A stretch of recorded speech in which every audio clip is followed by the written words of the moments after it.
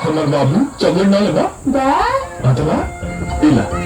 आई को बात बेटा केहू ना बताल जाला हैं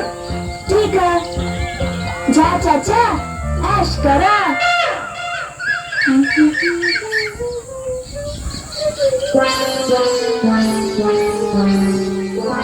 नेहा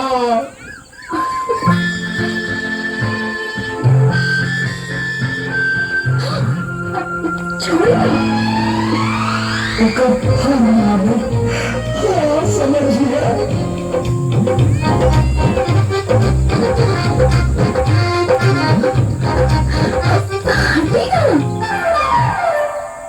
अबे जब वो दूर भागे ना तो समझिए कि लगे बुलावा किया।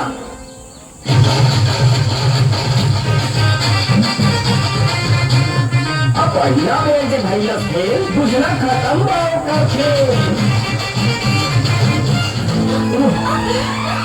खबरदार ये सब ब्याह से पहले गलत बात बा। पहले अपन बाबूजी से ब्याह की बात करके आवा हम जाते हैं याद पड़ा ब्याह की बात करके यहाँ पियाऊ भैया हो कौतुनिया के चक्कर में पियाऊ दूबर भैया हो देखो मोहनवा के लगता मजा मार के आवता चलो लोचा काहो मोहन बाबू जाना का दूर दूर भागत रहे ना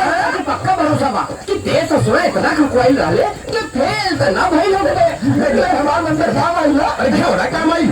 सारा दुनिया की सब मंत्र फेल हो गई ससुरी सिंगरुआ गाय नहीं ला चलावत रहे अरे सुना हो का नहीं यार सारा कह दिया कि पहले अपने बाबूजी से ब्याह के बात करा अरे हमारी किस्मत साला वो तोने के बड़ा सा कि खाया घुमा दरअसल हाय वो हमारी किस्मत बा कि लगता कि भूखे प्यासे मर जाए घंटा कपाट पीटा आज अगला मीटिंग का अरे झूठ बोल दिया बाबूजी से बात हो गई बाबूजी ब्याह करे खातिर यार बात अरे लेकिन मुझे पता चल जाए तो कैसे पता चली ओकरा के करो बाबूजी के सर्टिफिकेट दिखावे के बाद ऐसे झूठ बोल ना बेचैनी के वक्त रखो और होने के बिरादरी में शामिल हो जाओ मिली तुम्हारी न तुम्हारी कर्मचारी मिली तुम्हारी न तुम्हारी कर्मचारी